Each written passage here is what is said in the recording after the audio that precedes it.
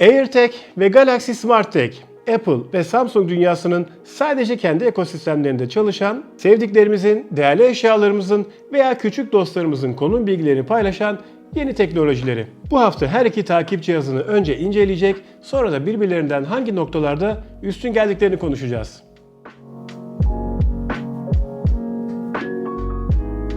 Herkese merhabalar, ben Hakan Ünsal. Akıllı teknolojiler ve uygulamalar hakkında rehber videolar paylaştığım YouTube kanalıma hoş geldiniz. Tüm içeriklerimin full metinlerine akıllıteknolojiler.net web sitesinden de ulaşabilirsiniz. İncelemelere geçmeden önce SmartTag kullanabilmek için Samsung Galaxy telefon veya tablet, Apple AirTag kullanabilmek için ise minimum iOS 14.5 ve üzeri sürüme sahip bir iPhone veya iPad sahip olmanız gerekiyor. Yani her bir takip cihazı sadece kendi içerisinde kullanılabiliyor. Şimdilik pazardaki diğer marka ve modeller tarafından desteklenmiyor. Satın almayı düşünenler için bu önemli hatırlatmayı da yaptıktan sonra her zaman olduğu gibi başlangıcı her iki cihazın son derece sade ve küçük kutu içerikleriyle yapalım. İçerisinden sadece ürünün kendisi, yani takip cihazı, pili ve kullanım kılavuzları çıkıyor.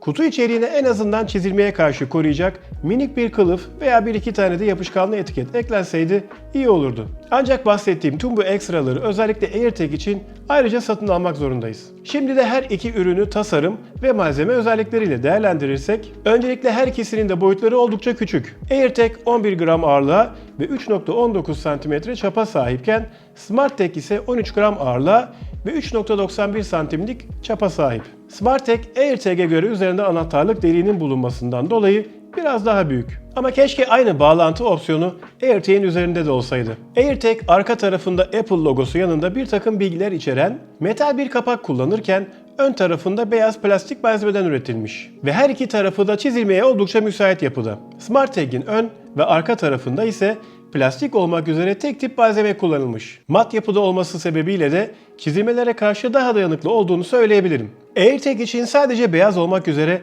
tek renk alternatifi bulunurken SmartTag için siyah ve yulaf seçeneklerinden birini tercih edebiliyorsunuz. Tasarımda SmartTag bence daha başarılı. Çünkü hem üzerinde bağlantı yuvası bulunuyor hem de daha az dikkat çeken bir tasarıma sahip. Sonuçta hırsızlığa karşı da kullanılan ürünlerin dikkat çekmemesi bence daha önemli. Üçüncü bölümde her iki takip cihazının donanım özelliklerini incelersek, her ikisi de her yerde rahatlıkla bulunabilen CR2032 tip yassı pillerle uyumlu. AirTag'de arka kapağı çevirip rahatlıkla pil yuvasına ulaşabiliyorken, SmartTag'i açmak için biraz uğraşmak gerekiyor ama sonuçta yine kendimiz değiştirebiliyoruz. Apple takip cihazı için 1 yıllık kullanım ömrü sunarken, Samsung maksimum 10 aylık kullanım ömrü vaat ediyor.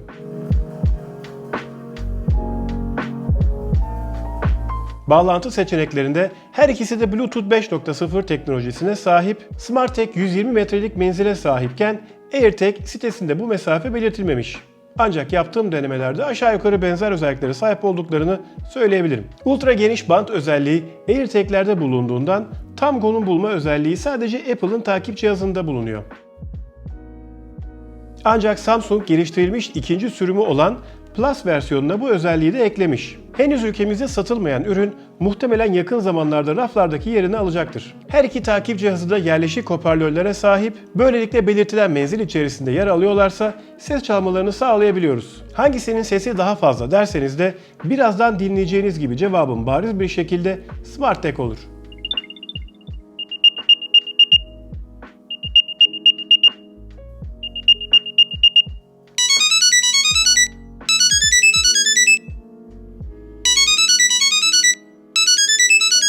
AirTag üzerinde fiziksel bir tuş bulunmuyorken SmartTag üzerinde çeşitli görevler atayabileceğiniz oldukça becerikli bir düğme de mevcut.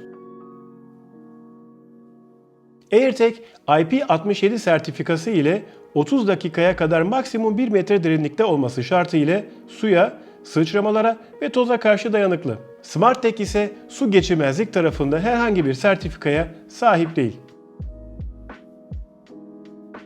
Donanım özelliklerini de tamamladıktan sonra şimdi sıra geldi takip cihazlarının kurulumlarına.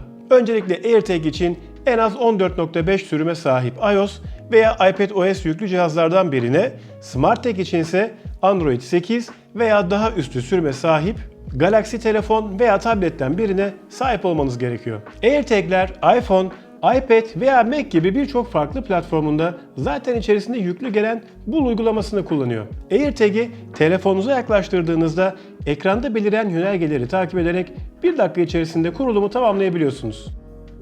SmartTag ise SmartThings uygulamasını kullanıyor. Ben kuruluma başlayabilmek için öncesinde uygulamayı kurup Samsung hesabımla giriş yapmak zorunda kaldım. Sonraki adımlar ise AirTag ile aynı diyebilirim. Takip cihazınızı telefonunuza yaklaştırıp düğmeye bir kere bastıktan sonra kolaylıkla kurulumu tamamlayabiliyorsunuz. SmartThings aslında Samsung'un ve 3. parti markaların akıllı ev bileşenlerini Android veya iOS cihazlardan kontrol edebilmemizi sağlayan çok yönlü bir uygulama. Dolayısıyla SmartTag'te bulunan düğme ve NFC özelliği ile evdeki aydınlatma, televizyon veya bulaşık makinesi gibi cihazlarda kontrol edilebiliyor.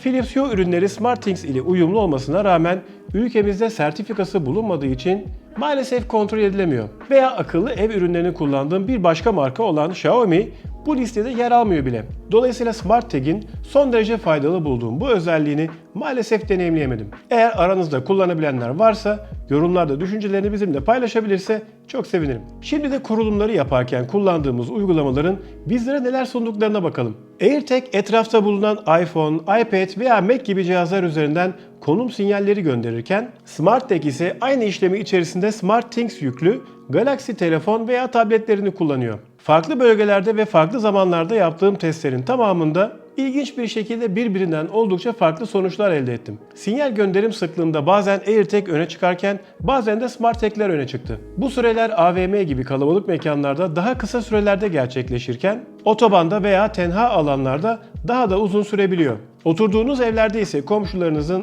iPhone veya Samsung Galaxy sahibi olup olmadıklarına göre değişebiliyor.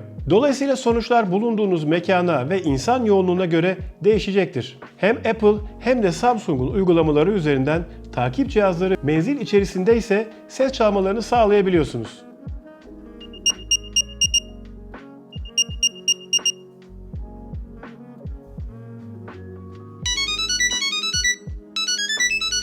SmartTag'in zil sesi uygulama içerisinde yer alan alternatifler kullanılarak değiştirilebiliyor da.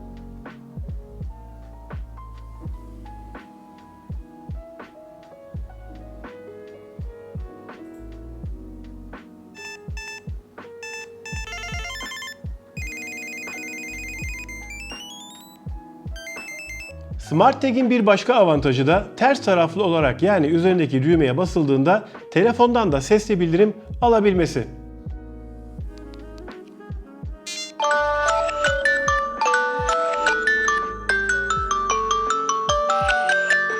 Keşke Apple da bu özelliği kendi takip cihazına ekleseydi. AirTag, takip cihazında kayıp modunun aktif hale getirilmesiyle hem bulunduğunda bildirim gönderiyor, hem eşleşme kilidi ile başkasının kullanabilmesi engelleniyor, hem de bulan kişinin sizi arayabilmesi için iPhone veya Android fark etmeksizin iletişim bilgilerinize ulaşabilmesini sağlıyor. SmartTag'de bahsettiğim bu özellikler maalesef bulunmuyor. Kaybetmeniz durumunda konumunu sizin bulmanız gerekiyor. Ayrıca bulan kişi takip cihazını sıfırlayarak kendisi de kullanabiliyor. AirTag'deki tam konum bulma özelliği iPhone 11 ve sonrasında çıkan cihazlarda kullanılabiliyorken bu özellik SmartTag'in ilk sürümünde ultra geniş band özelliği bulunmadığından kullanılamıyor. Ancak henüz ülkemizde satışa sunulmayan SmartTag Plus'ta bu özellik mevcut. Ve sadece Galaxy Note 20 Ultra, Galaxy S21 Plus, Galaxy S21 Ultra ve Galaxy Z Fold 2 gibi sayılı cihaz tarafından destekleniyor. Eğer başkasına ait bir AirTag